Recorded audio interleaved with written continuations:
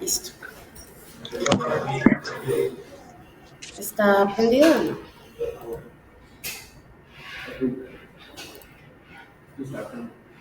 Sí, está prendido. Perfecto. Vamos a arrancar la presentación. El día de hoy vamos a hablar sobre el enfoque de la fiebre sin foco. Mi nombre es Daniela Hurtado Campos, soy residente de primer año de pediatría de la Universidad del Valle. Bueno, lo primero es que la fiebre es un motivo de consulta. Creo que está cambiando. ¿No está cambiando? Perdón, tenemos algunas dificultades.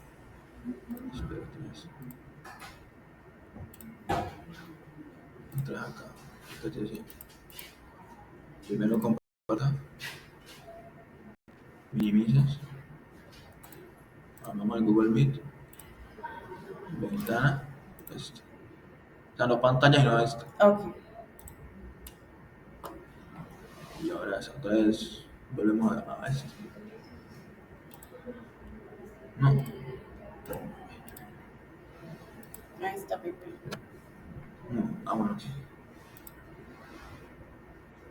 Ahora bueno, ahora se cambia. Sí, ya. Listo.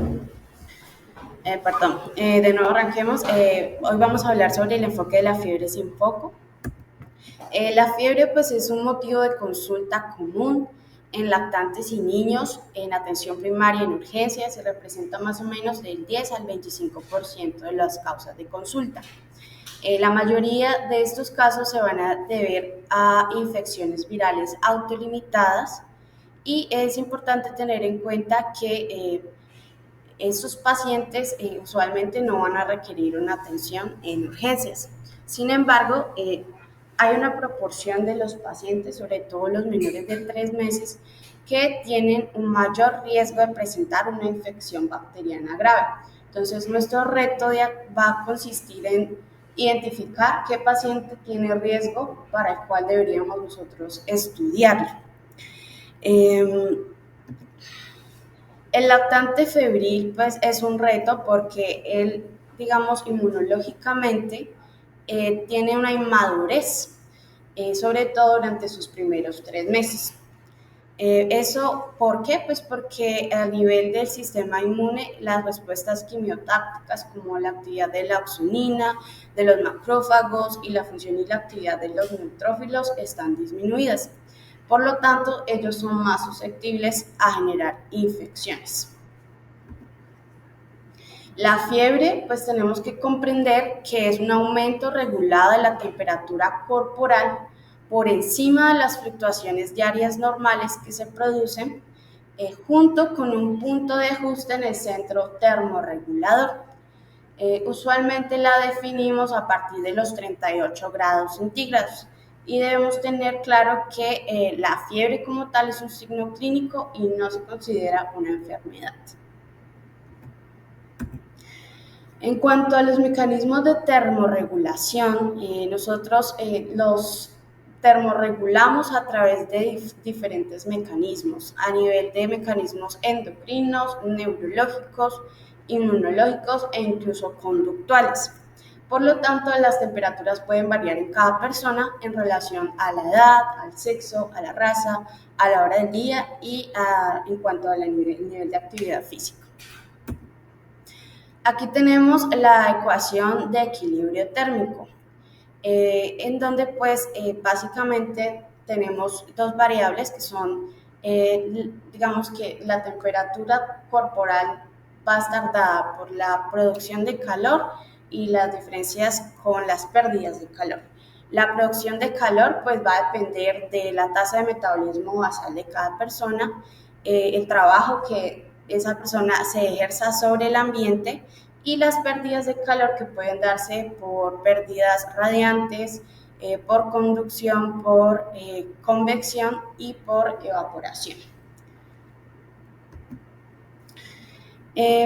Digamos que nosotros como humanos tenemos a nivel del sistema nervioso central un centro termorregulador a nivel del hipotálamo y este centro termorregulador tiene dos componentes, un centro de refrigeración y un centro calentador, que digamos es el responsable de la producción de la fiebre.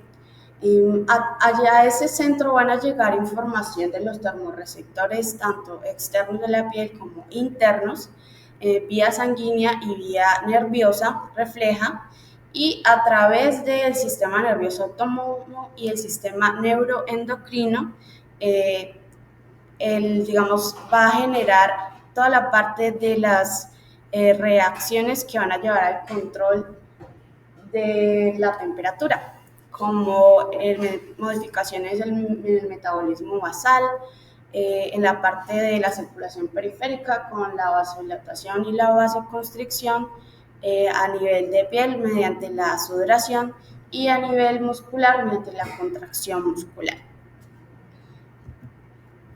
Los pirógenos son cualquier sustancia que nos pueda producir fiebre. Esos pirógenos pueden ser endógenos o pueden ser exógenos. A nivel endógeno, pues tenemos toda la parte de citoquinas proinflamatorias, sobre todo la interleuquina 6 y la interleuquina 1, pero también pues están el resto de las citoquinas proinflamatorias como la IL-8, el factor de necrosis tumoral alfa, las MIT1 alfa y beta y los interferones alfa, beta y gamma. Y a nivel de los pirógenos exógenos, pues tenemos todo lo que son productos microbianos como toxinas o microorganismos completos que pueden inducir la fiebre. Es importante entonces comprender cómo se genera la fiebre a partir del reconocimiento de un patrón molecular extraño al cuerpo, que son los PAMPs, y los DAMPs, que son los de daño. A partir pues, del reconocimiento del PRR, que es el receptor de reconocimiento de patrones ubicado pues, en todas las células, y esto va a llevar a que se active una vía de señalización intracelular que al final pues, va a llevar a la transcripción del factor NF-kappa beta. Esa transcripción pues, va a generar una inducción de toda la parte de los genes que codifican las citoquinas proinflamatorias, y a nivel del hipotálamo van a llegar esas citoquinas, sobre todo la prostaglandina E2, que ya vamos a hablar de ella, y van a llevar a la inducción de la fiebre. Entonces aquí tenemos a los macrófagos y las células dendríticas que a través de sus receptores, por ejemplo los tipo TOL, reconocen a los PRRs, reconocen a los PAMPs y a los DAMPs e impulsan la activación de la producción de citoquinas. Específicamente la IL-6 va a actuar a nivel del núcleo preóptico del hipotálamo y va a generar una inducción de la síntesis de la ciclooxigenasa 2, responsable de la síntesis de prostaglandina 2. La prostaglandina 2 va a unirse a su receptor, que es el tipo 3, y va a activar la liberación de la noradrenalina por parte del sistema nervioso simpático. Esto va a generar un aumento de la termogénesis a nivel del tejido adiposo marrón, una mayor vasoconstricción y una estimulación de los miocitos que pues van a llevar a la fiebre. También debemos tener en cuenta que no solamente factores microbianos pueden llevar a la liberación de pues, toda la parte inflamatoria, sino que tenemos también toda la parte autoinmune, algunas hormonas y algunos medicamentos que pueden llevarnos a la misma situación. Sin embargo, la fiebre pues, no es mala. ¿Por qué? Pues porque en realidad es un estimulador de la respuesta inmune innata. Cuando estamos sometidos a un estrés térmico, se libera y se estimula la liberación de neutrófilos desde la médula ósea a través de la producción del factor estimulante de colonias de granulocitos. También hay una mayor infiltración de neutrófilos en los tejidos y se lleva a un estado de estallido respiratorio en donde hay una mayor actividad bacteriolítica por parte de los neutrófilos. Además, hay una mejora de la actividad citotóxica de los linfocitos NK y aumenta el potencial fagocítico de macrófagos y células dendríticas por un aumento en la expresión de los receptores Toll-like tipo 2 y tipo 4. Además, hay un aumento de la tasa de tráfico de linfocitos a través de las vénulas endoteliales altas. Hay una prolongación de los contactos entre las células presentadoras de antígenos favorecidos por el estrés térmico y hay un aumento de la diferenciación de los linfocitos T, CD8 hacia los fenotipos efectores citotóxicos y productores de interferón gamma. A nivel del cuerpo, entonces, existen unos efectos metabólicos asociados con un estado febril y sabemos que un aumento de 1 grado centígrado en la temperatura corporal va a requerir un aumento de las tasas metabólicas de más o menos de un 10 a un 12%. Esto también nos va a conllevar una mayor demanda de oxígeno, un aumento de la frecuencia cardíaca y respiratorio, un cambio del uso, digamos, de glucosa hacia el mayor uso de proteínas corporales como fuente de energía y también de los productos de degradación de las proteínas y las grasas. Además, pues va a activar toda la parte de la actividad de los leucocitos, como ya mencionamos, y va a estimular la producción de interferón y activación de los linfocitos T, generando una inhibición del crecimiento de los microorganismos también por el aumento de la temperatura. Debemos tener claro que fiebre no es igual a hipertermia. En la parte de la fiebre hay un aumento, digamos, de la temperatura, pero en relación también a un ajuste del centro termorregulador, a diferencia de la hipertermia, en donde no se produce este ajuste del centro termorregulador y de tal forma que, digamos, se considera una respuesta anómala. Por eso explica que la fiebre pues la podamos controlar con antipiréticos que van a modificar, digamos, la producción final de prostaglandina 2, pero no va a pasar lo mismo con la hipertermia, que no la vamos a poder manejar con antipiréticos, sino con otro tipo de medidas, porque no son los mismos mecanismos.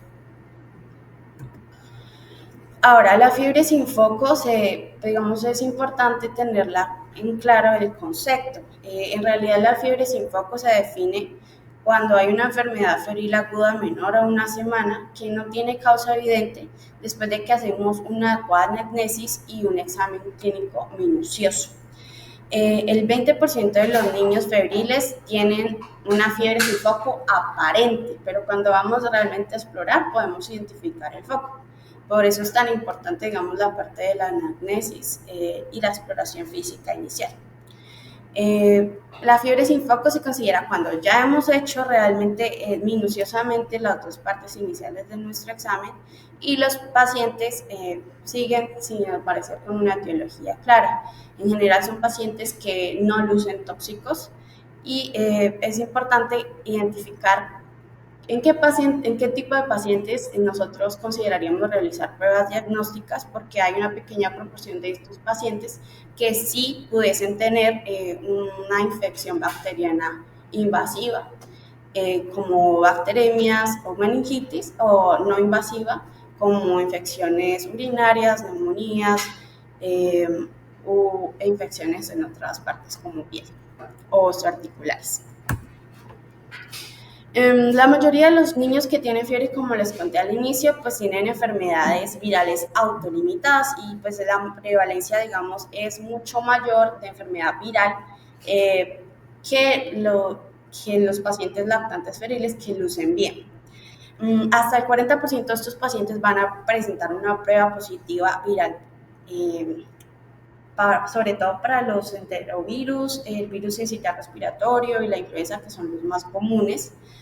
También se destaca que hay causas virales menos probables, pero que tienen, digamos, una mayor carga de morbilidad y de mortalidad, por lo cual deberían ser tenidas en cuenta. Entonces, por ejemplo, la infección por el virus del herpes, que es una causa muy rara, pero sí puede ser identificada en 0,3% de los lactantes febriles y está asociada a una tasa de mortalidad del 15%. Cuando hay retrasos del antiviral. Aquí tenemos en esta tablita ¿Cuáles son los virus identificados de los lactantes febriles? Como les conté, la mayoría son casos de enterovirus, de virus respiratorio sincitial y de influenza. También se destaca el virus de la parainfluenza y el rotavirus, los adenovirus, y en una menor proporción los virus de varicela y de herpes.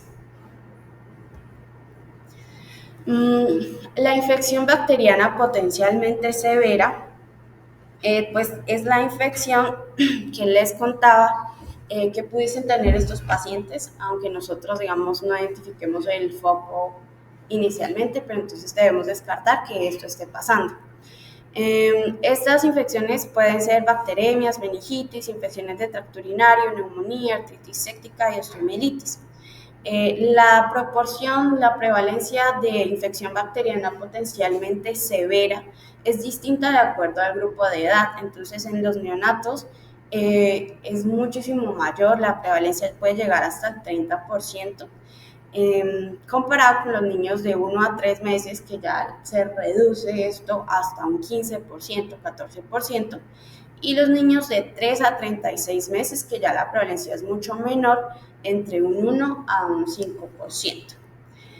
Por eso, digamos que el enfoque en neonatos de fiebre siempre va a ser de sepsis y siempre va a ser hacia exploración muchísimo más, porque el riesgo de infección bacteriana pues, potencialmente severa es muchísimo mayor. Además, tenemos que tener en cuenta que gracias a los esquemas de vacunación frente a hemófilos y Streptococcus pneumoniae, digamos, va cambiando la epidemiología en cuanto a la etiología de esas infecciones bacterianas severas. En cuanto a factores de riesgo para infección bacteriana potencialmente grave, tenemos niños que, pues los neonatos menores a 28 días, los niños que tienen regular o mal aspecto, que no han sido vacunados, que son prematuros, que tienen comorbilidades asociadas, que tuvieron riesgo de infecciones transmitidas en el parto, que estuvieron hospitalizadas recientemente, o se valoran algunas también causas más de la parte socioeconómica. Aquí tenemos en esta tabla explicada la frecuencia de infección bacteriana grave según el grupo etario y los microorganismos causales más frecuentemente asociados. Entonces, en recién nacidos, como les contaba, el 30% pueden ser sepsis neonatal, pueden también cursar con neumonías, itus, meningitis y bacteremia. Usualmente el microorganismo causal más asociado es la E. coli, pero también se escribe Klebsiella, el estreptococo grupo B, que sigue siendo importante, y ya en menor proporción la listeria, que ya casi no se identifican casos por listeria. De 1 a 3 meses, la prevalencia, como les contaba, del 15%. En estos pacientes se debe valorar la posibilidad de ITU en la mayor parte de los casos, bacteremia oculta también en un 6 a un 13%, y sigue siendo E. coli el microorganismo más importante. El estreptococo, el grupo B, sigue siendo importante en un 23%, y a pesar de la vacunación, el estreptococo pneumoniae en un 6% de los casos. De los 3 a los 36 meses, gracias a los esquemas de vacunación, como les decía, la prevalencia es mucho menor, 1%. Ellos pueden presentar de todas maneras casos de neumonía, meningitis y bacteremia, y siendo el microorganismo más importante el Streptococcus pneumoniae en un 79% de los casos, y en una menor proporción el Staphylococcus aureus y el meningococo. La ITU debe ser tenida en cuenta porque es la infección urinaria bacteriana oculta más común en los lactantes febriles. En algunos reportes, más o menos el 84%. Como les decía, E. coli es el agente etiológico más común. Sin embargo, debemos saber que si se identifica otra fuente potencial de fiebre, por ejemplo, algo viral, no podemos descartar completamente la presencia de ITU en pacientes que tienen fiebre alta y anomalías urológicas asociadas. La tasa de infección urinaria en lactantes varones febriles no circuncidados menores de 3 meses es del 20%. Y cuando ya están circuncidados, la probabilidad de infección urinaria en realidad baja mucho, a un menos de 1%. Para nosotros tener pues claro el neuroanálisis lo consideramos alterado cuando hay presencia de esterasa leucocitaria, cuando hay un aumento de los leucos, más del 10 en orina no centrifugada y más de 5 en orina centrifugada. Y pues el urocultivo es positivo de acuerdo a cómo fue tomado. Si fue espontáneo, entonces que haya un crecimiento mayor de 100.000 unidades formadoras de colonias. Si fue tomado por sonda, 50.000, y si fue tomado por pulsión suprapódica con cualquier concentración, es positivo. La bacteriemia oculta es la presencia pues, de bacterias en la sangre de un niño febril con una buena apariencia en ausencia de un foco infeccioso bacteriano. Estos casos se han reducido bastante gracias al impacto de las vacunas conjugadas, y la incidencia pues, ha disminuido a 0.17% en lactantes de 3 meses o más. La etiología más documentada, como les decía, E. coli. Sin embargo, debemos tener claro que ninguna combinación de pruebas de laboratorio o clínicas son lo suficientemente sensibles como para predecir la bacteriemia oculta. En cuanto a las neumonías, es importante saber que el diagnóstico, pues, diferenciar clínicamente entre una bacteriana y una viral, pues es realmente muy difícil porque tienen los mismos síntomas. Los patógenos más comunes son los virus, y también debemos saber que es raro que cuando tengamos una neumonía, los hemocultivos rara vez son positivos. También debemos tener claro que hay variaciones cuando se interpretan las radiografías de tórax, entonces dependiendo de si lo ve el radiólogo, el pediatra o lo ve el médico general, entonces todos vemos cosas distintas. Entonces, por eso debería valorarse muy bien la posibilidad de tener neumonía, sobre todo cuando hay alteraciones a nivel de radiografía de tórax y combinaciones de leucocitosis mayor a 20.000. En cuanto a la meningitis, ha reducido muchísimo la incidencia a partir de la vacunación, pues sobre todo la meningitis neumocóxica. Ha disminuido en un 64%. Además, ha disminuido las tasas de meningitis debido a streptococo del grupo B, meningococo y hemófilos influenza. Pues idealmente, pues cuando ya haya cubrimiento universal contra el meningococo debería bajar todavía más, pero pues todavía estamos en ese proceso. Sin embargo, los casos de meningitis son tan bajos gracias a la vacunación que no se recomendaría obtener estudios de líquido cefalorraquídeo en todos los pacientes cuando tienen un examen neurológico normal. Entonces, teniendo en cuenta esto, la evaluación del lactante febril sin foco, pues lo vamos a tener que hacer de acuerdo a la edad. ¿Por qué? Pues porque como ya explicamos, los neonatos comparados con los lactantes un poquito más grandes, pues tienen una expresividad clínica mucho menor. Usualmente son fiebre, irritabilidad, llanto, pero no tienen ninguna otra cosa como que nos indique. Además, pues tenemos que tener claro que hay una inmadurez inmunológica, y también se pueden presentar en los neonatos pues, casos de inmunodeficiencias primarias o secundarias. Además, debemos tener en cuenta el esquema de vacunación, que en estos pacientes pues, o puede estar ausente o puede estar incompleto.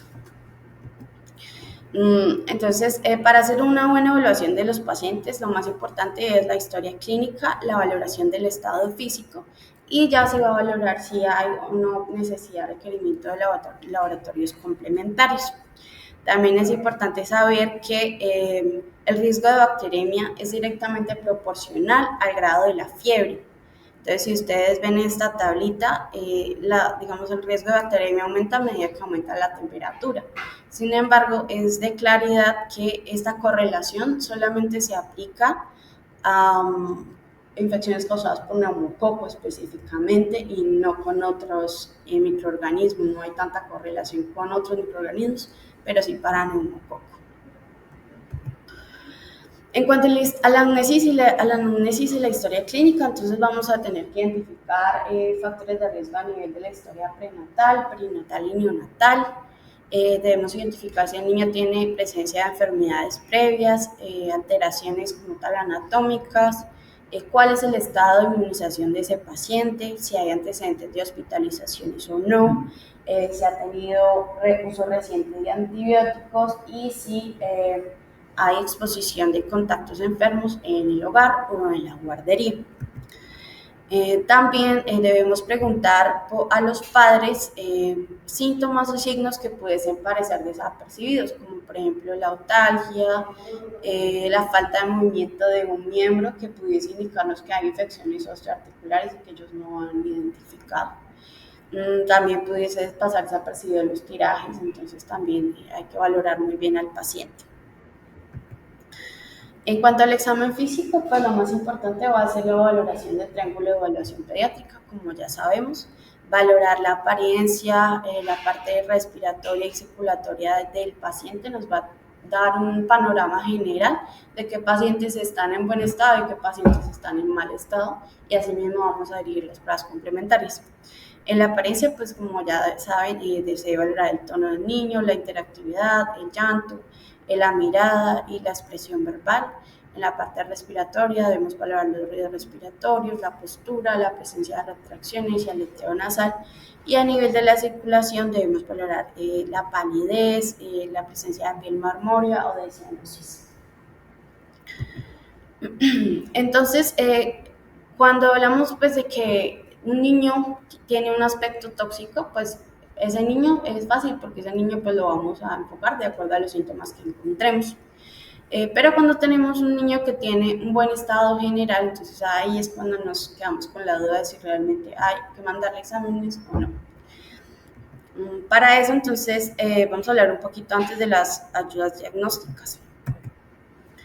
Entonces tenemos varias, podemos tomar hemograma, podemos tomar marcadores inflamatorios como la proteína C reactiva, la procalcitonina, podemos pedir un uroanálisis y urocultivo teniendo en cuenta pues, que la infección urinaria es la más frecuente en lactantes de 1 a 3, hemocultivos y como últimas dos alternativas la punción lumbar y la radiografía de tórax.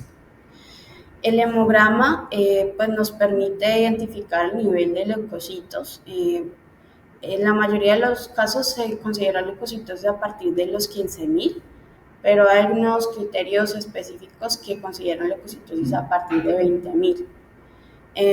Es importante saber que el nivel de leucocitosis nos da una sensibilidad entre un 50 a un 69%, o sea que realmente no es tan buena, y una especificidad también muy variable, muy baja, de 53 a 80%. El recuento absoluto de neutrófilos mayor a 10.000 es un poquito más interesante como marcador de sensibilidad para identificar infecciones bacterianas graves, pero sigue siendo, pues, comparado con otras pruebas, realmente no es tan sensible. La PCR también se considera marcador inflamatorio, pero pues la elevación es muy tardía. Cuando ya hay valores mayor a 20, pues se han relacionado con presencia de bacteriemia y infección bacteriana grave. Entonces sí, pues para tener en cuenta, sin embargo, sigue siendo un marcador muy tardío. La procalcitonina tiene una mejor precisión diagnóstica para enfermedad bacteriana invasiva, en comparación con los leucocitos, los neutrófilos y la PCR, y se aumenta mucho más temprano. Entonces, cuando tenemos valores positivos por encima de 0.5, son más específicos para enfermedad bacteriana severa. En cuanto a hemocultivos, no los mandamos en todos los pacientes, pero sí los pudiésemos mandar en pacientes que tienen marcadores inflamatorios como procalcitonina, leucocituria elevada. El uroanálisis y el urocultivo, como les mencioné, en pacientes en grupos específicos, y pues teniendo en cuenta que esos pacientes de 1 a 3 meses tienen una proporción altísima de infecciones urinarias. Y la radiografía de tórax, como les mencionaba, en pacientes que tengan un nivel de leucocitos mayor a 20.000, se ha correlacionado si tenemos una radiografía alterada y leucocitos mayores a 20.000, pues debe ser una neumonía oculta. Los niveles de proteína C reactiva, pues tenemos que saber que la proteína es una proteína sintetizada por el hígado y que se produce antiinflamación o daño de los tejidos, pero que su elevación en realidad empieza a partir de las 12 horas de inicio de la enfermedad y que tiene un punto máximo alrededor de las 36 horas. Entonces, un valor de PCR da una probabilidad, pero nunca da una certeza de la presencia o ausencia de una infección bacteriana grave. Cuando tenemos niveles de PCR elevados, como les decía, aquí lo establecen incluso mayor a 10, pero en otros estudios mayor a 20, pero sí tienen pues mejor sensibilidad, aunque es una elevación mucho más tardía. La procalcitonina es una prohormona producida por las células de la célula C de la glándula tiroides y es convertida extracelularmente por enzimas proteolíticas en hormona activa. La producción como tal de procalcitonina durante los procesos inflamatorios está ligada a las endotoxinas bacterianas y a las citoquinas inflamatorias. Ese pico máximo se logra a las 6 horas de vida, comparada con la PCR, pues 6 horas menos, y la vida media entre unas 8 a 24 horas. Entonces, pues es un mejor marcador en comparación con la PCR. Sin embargo, no se aumenta, digamos, no es precisa cuando los cuadros de fiebre llevan menos de 2 horas. Entonces, pues para tener claro eso, la procalcitonina mayor a 0.5% tiene una sensibilidad del 82% y una especificidad del 86% para infección bacteriana severa. Y cuando son mayores a 2.0, hay una correlación con sepsis. También es importante saber que existen las pruebas rápidas virales y que han sido importantes, digamos, en los últimos años para evitar que se inicien esquemas de antibiótico innecesarios en estos pacientes. Pues han permitido la identificación rápida de infecciones virales. Los adenovirus, los herpes, los enterovirus representan el 57% de los virus que se pueden identificar. Pero también hay que tener claro que la presencia de una enfermedad viral no elimina por completo el riesgo de infección bacteriana severa. Por lo tanto, pues digamos que en pacientes que tengamos sospechas diagnósticas, pues debería considerarse hacer estudios adicionales como ejecutivos o punción lumbar. También es importante saber que los estudios moleculares como la PCR múltiples y la RIGE, pues nos permiten una identificación temprana del microorganismo y permiten identificar simultáneamente diferentes microorganismos con una sensibilidad y especificidad alta. Para eso ahorita tenemos disponibles paneles meningios, respiratorios, gastrointestinales, que pues, nos pueden llevar a un diagnóstico más certero. Las pruebas complementarias no las hacemos de rutina en todos los pacientes con fiebre, sino que debemos verificar y estratificar el riesgo. Entonces de eso vamos a hablar ahorita. ¿Cómo se estratifica el riesgo según el grupo etario? Entonces los lactantes los dividimos en 3 categorías. Los neonatos, que van desde el nacimiento hasta los 28 días de vida, los lactantes pequeños, que van entre 1 mes y 3 meses, y los lactantes mayores a 3 meses. En los neonatos, sobre todo pues entre 0 a 28 días, aunque algunos estudios consideran que en realidad se pudiese manejar hasta los 21 días, porque fisiológicamente los niños de 3 semanas son muy parecidos ya a los del mes y tienen respuestas similares. Entonces, pues se ha considerado ese corte y sin embargo lo vamos a seguir manejando aquí como 0 a 28 días. Pues el niño que tenga el neonato, entonces toda fiebre se va a manejar como sepsis y va a requerir un enfoque diagnóstico y un manejo especial. Podemos utilizar los diferentes criterios, diferentes escalas para valorar el riesgo. Entonces, en los lactantes de 1 a 3 meses tenemos los criterios clínicos de Rochester y los criterios de Filadelfia y de Boston. También tenemos la escala GIOS, que es la Young Infant Observation Scale. Y en los lactantes de 3 a 36 meses tenemos las escalas de Yale y la escala NICE, que es la semaforización que ellos hacen. También tenemos la escala de Lab Score, que ya son con valores de paraclínicos específicos. y el step by step, que es como digamos nuestro enfoque que realmente hacemos en este momento para fiebre sin foco. Entonces, hablando un poquito de estos criterios, unos de los más importantes o que incluso todavía se siguen valorando son los criterios de Rochester, que son criterios que incluyen valoración del aspecto general del niño, valoración de los factores de riesgo, como tal hallazgos al examen físico y hallazgos muy básicos de pruebas complementarias. Cuando todos los criterios son positivos en esta escala, entonces se considera que es un niño con un bajo riesgo. Para eso, entonces, debe tener un buen aspecto general, el niño debe ser previamente sano, debe ser niños nacidos a término, que no hayan recibido tratamiento antimicrobiano perinatal, que no hayan sido tratados por hiperbilirubinemia inexplicada, que no hayan recibido tratamientos antibióticos empíricos, que no hayan sido hospitalizados previamente, que no tengan enfermedades crónicas, ni hayan sido hospitalizados por un tiempo mayor al de su mamá, que tengan ausencia de signos evidentes de infección a nivel de piel, tejidos blandos, huesos y articulaciones, y a nivel de los valores de laboratorio que tengan cifras de leucocitos menores a 15.000, un recuento absoluto de callados inferior a 1.500 y a nivel de sedimento urinario que tenga menos de 10 leucocitos por campo y a nivel de coproscópico menor de 5 leucocitos por campo. En cuanto a los criterios de Boston, se utilizan ya en lactantes más grandecitos, no se pueden utilizar en neonatos, se utilizan de los 28 a los 90 días. Ellos verificaban pues, la temperatura del niño, que fuera mayor a 38 grados, que no tuviera realmente una impresión clínica de enfermedad o aspecto tóxico, sino que se vieran sanos, que tuvieran antecedentes pues que no tuvieran antecedentes de riesgo, como ya valoramos, y que no tuvieran evidencia del examen físico. En estos criterios, a diferencia de los de Rochester, los de Boston y los de Filadelfia valoraban a nivel de líquido cefalorraquídeo si había una presencia de leucocitos.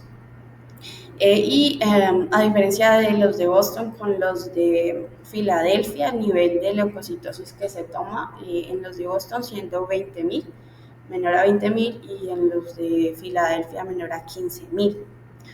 También se valoraba a nivel de la radiografía de tórax que estuviera normal y no hubiesen infiltrados en esa radiografía. Entonces aquí les muestro los de Filadelfia. Los de Filadelfia también valoran, pues como ya les conté, básicamente son los mismos criterios, teniendo en cuenta las cuantificaciones pues, específicas sobre la punción lumbar. Y tienen una sensibilidad a estos criterios del 98%.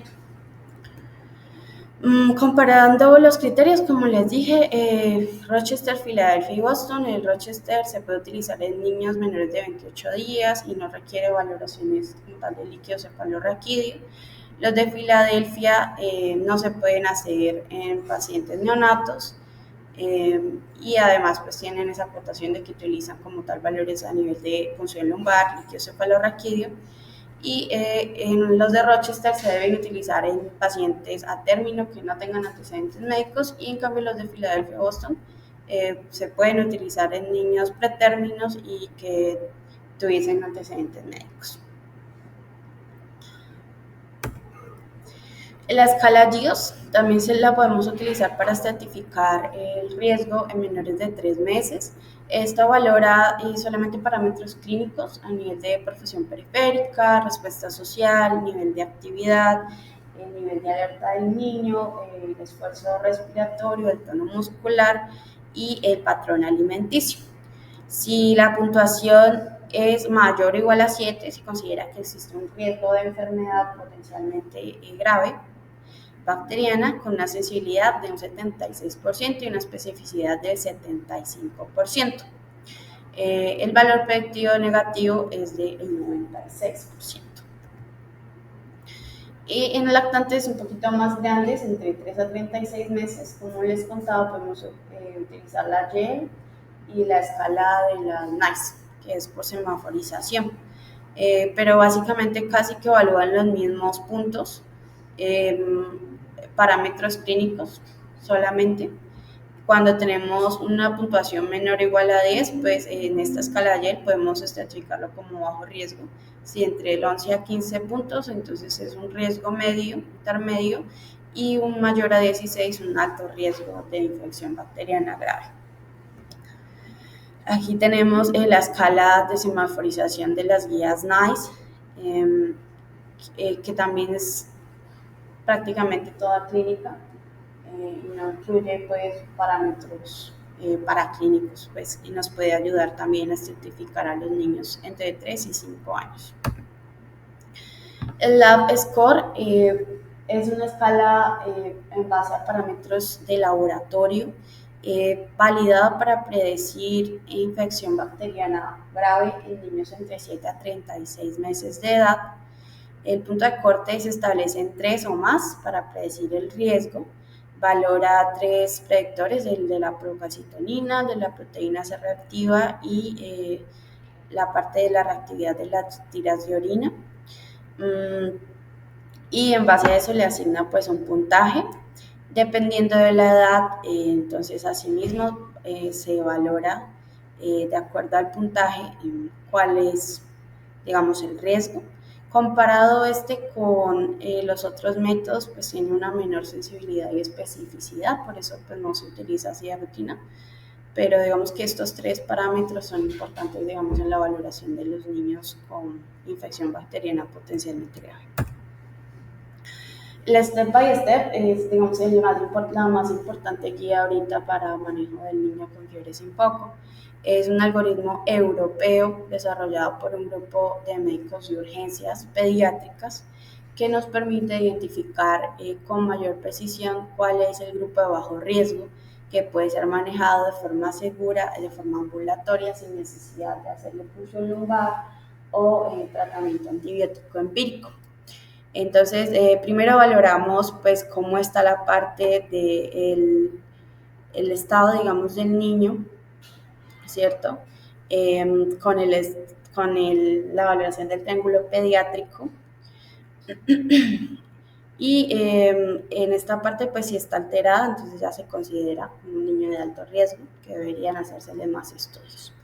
Si no, entonces se debe valorar cuál es la edad del niño, si es menor a 21 días de vida. Entonces, si cumple este requisito, entonces se considera de alto riesgo.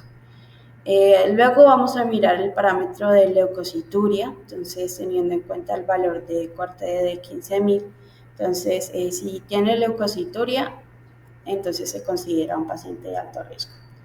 Y posteriormente vamos a valorar el valor de procalcitonina mayor o igual a 0.5. Si está elevada, entonces paciente de alto riesgo. Y por último vamos a valorar la PCR mayor a 20 y el recuento absoluto de neutrófilos mayor a 10.000. Si estos dos últimos están elevados, entonces se consideran pacientes de intermedio riesgo y deberían someterse a otras valoraciones, pero no necesariamente punción lumbar ni hemocultivos. Y si no cumple ninguno de estos, entonces se considera paciente de bajo riesgo y pudiese omitirse todas las valoraciones en urgencias. Entonces, este es un artículo en donde se hizo la validación de este protocolo step by step comparado con los otros criterios que ya vimos previamente, específicamente el Lab Score y el de Rochester. Es un estudio prospectivo multicéntrico que se hizo en 11 servicios de urgencias pediátricas en Europa y valoró 85 pacientes que asistieron, que fueron menores de 90 días y que asistieron con fiebre sin foco.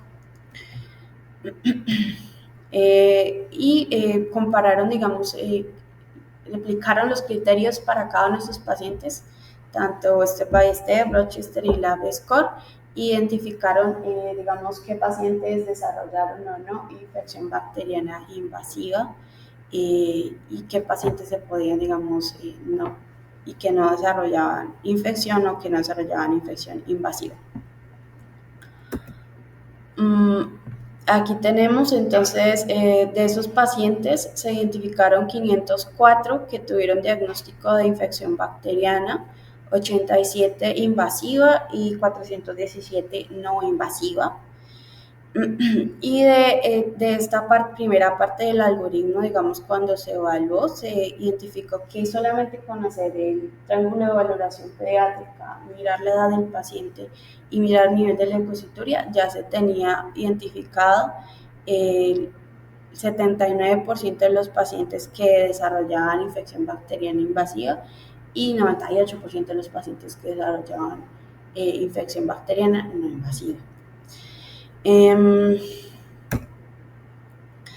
Y cuando ya se valoraba como tal la parte de PCR y el recuento absoluto de neutrófilos y ya se consideraban pacientes de bajo riesgo, entonces había una probabilidad muy baja de un 0.7% de estos pacientes que son considerados de bajo riesgo de desarrollar, de que tuvieran en realidad una infección bacteriana invasiva o una no invasiva, solamente 4 pacientes. Entonces, se consideró que comparado con otros criterios, como los criterios de Rochester y los del Lab Score, pues tenía una muchísima mayor sensibilidad y un mayor valor predictivo negativo, en un 99%.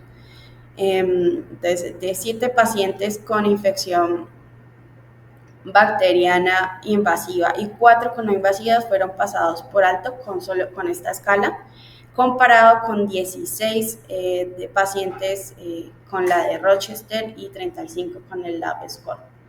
Por eso, pues en este momento se considera esta la estrategia de seguimiento a los pacientes con fiebre sin foco. Sin embargo, pues no es completamente sensible, ¿no? O sea, a pesar de su alta sensibilidad, no es completamente del 100%. Entonces, pues para tener en cuenta que ningún criterio va a definir que realmente un niño hasta ahorita pudiese no desarrollar completamente una infección bacteriana invasiva a pesar de la fiebre. El tratamiento, la última guía, que es la de la American Academy of Pediatrics, identifica 3 grupos de riesgo y los divide el manejo y el enfoque del paciente, digamos, en base a esto.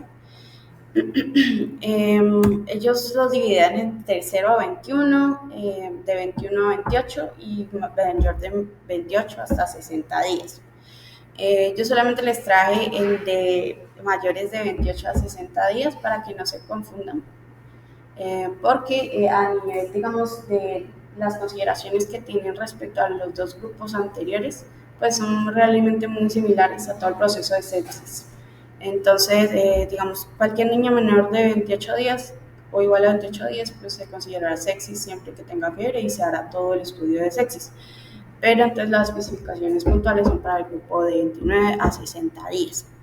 Entonces, si tenemos este niño que está en buen estado, que no tiene evidencia del foco de infección, la temperatura es mayor a 38 grados centígrados, debemos obtener un uroanálisis, podemos tomar hemocultivos y marcadores inflamatorios como PCR y procalcitonina.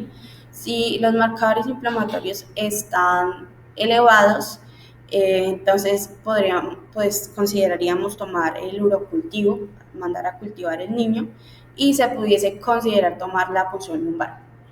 De acuerdo entonces al resultado del análisis del líquido cefalorraquídeo, pues se administraría o no el antimicrobiano y se tendría que observar en el hospitalizado.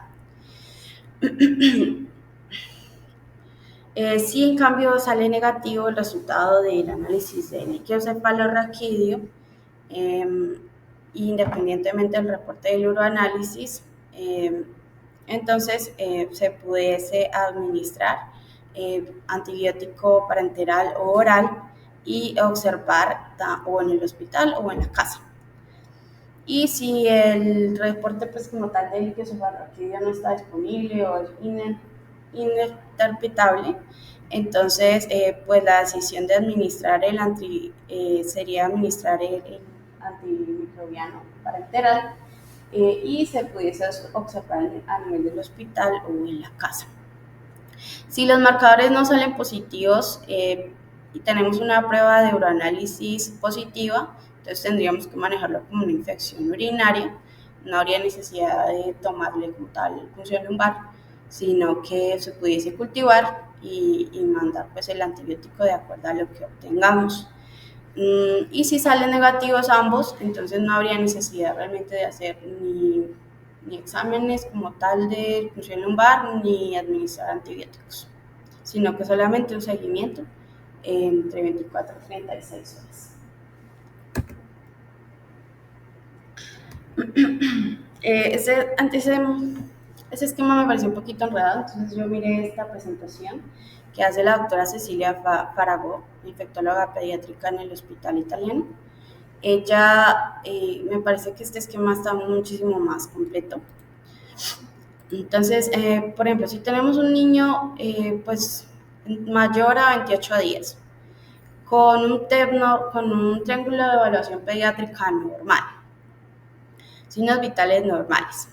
Entonces, le podemos tomar estos estudios: hemograma, PCR, procalcitonina, urocultivo y parcial de orina.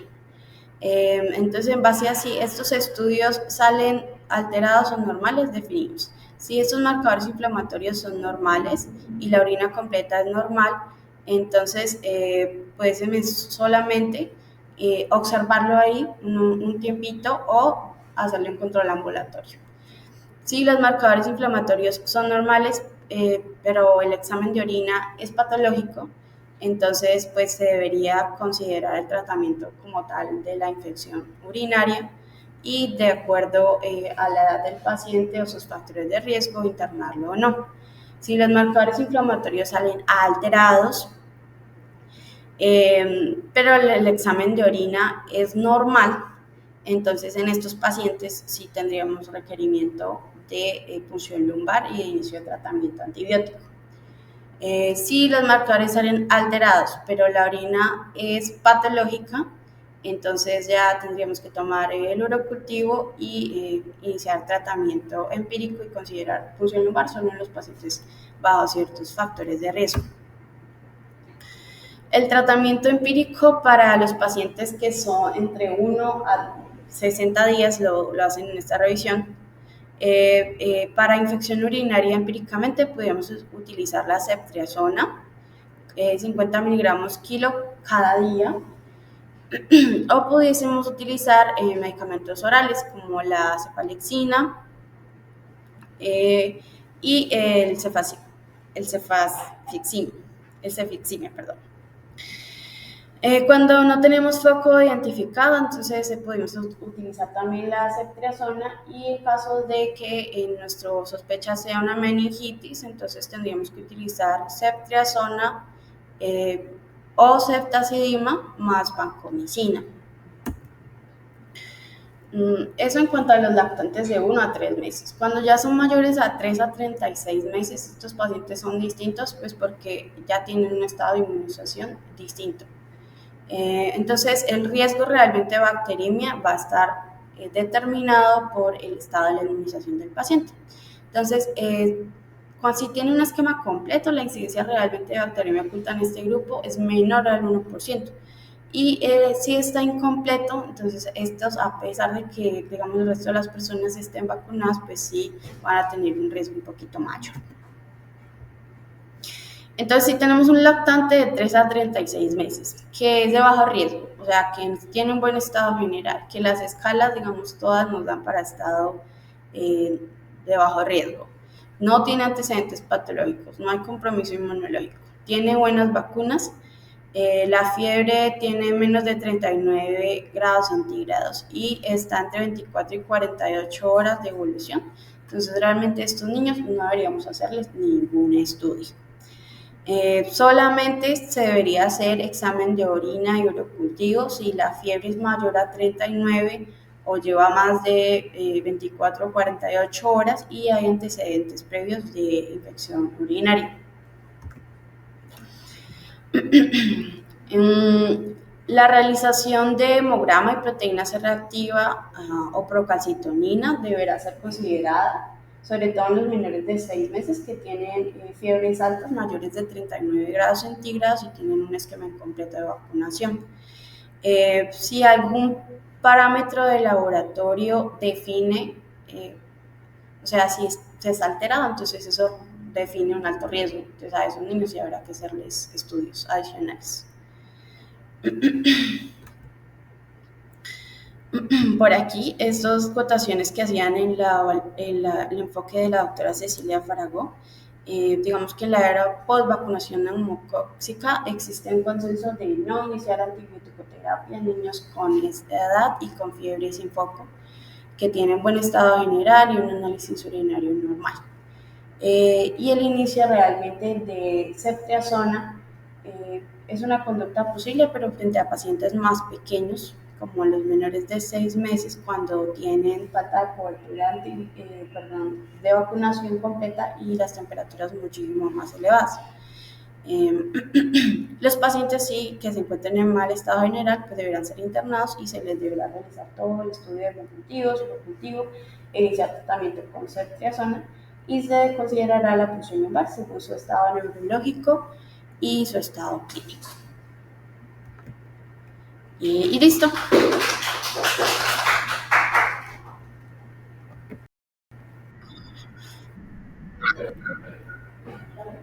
Sí, Lo escuchamos, doctor.